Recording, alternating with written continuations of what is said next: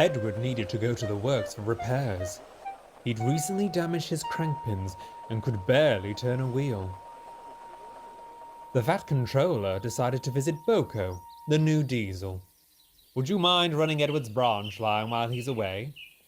"I'd be delighted, sir," said Boko excitedly.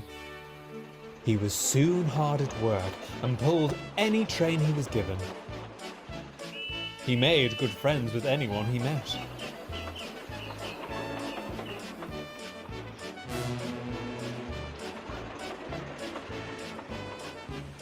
Even Donald and Douglas were impressed.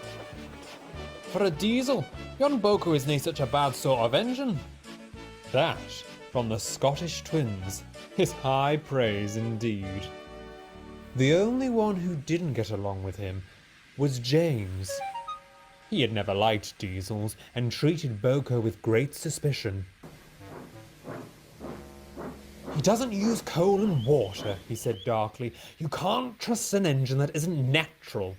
"He's all right," said Henry.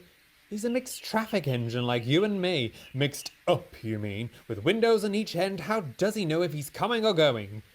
"Well, I've got 2 cabs," chimed in Toby, "and I get along all right." "Huh, you're just a little engine," scoffed James. "If an important engine like me didn't know which way to go, what would the railway come to?" For the next few days, James became more and more conceited, boasting about how important he was every chance he got. The other engines tried all sorts of things to make him see sense, but nothing worked. They were soon glad whenever he was away. "He seems to think he runs the railway himself," grumbled Henry. "It's disgusting." Soon, even the Fat Controller had to step in. "I've decided to place you on goods trains for a week. Perhaps this might trim your wheels." But even that didn't work. James's boasting was now replaced with complaints and was more unbearable than ever.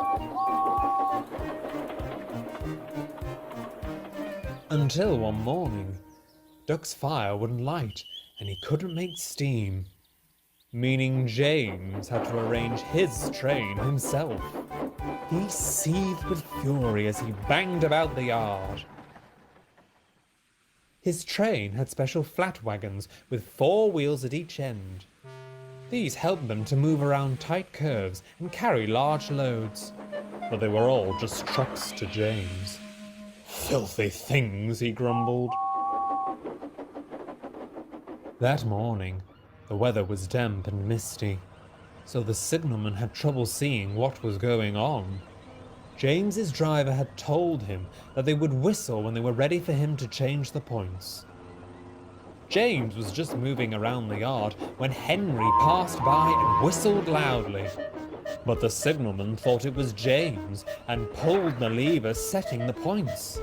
One of James's trucks was halfway over the crossing when suddenly it was travelling sideways between the lines. "Stop!" cried James.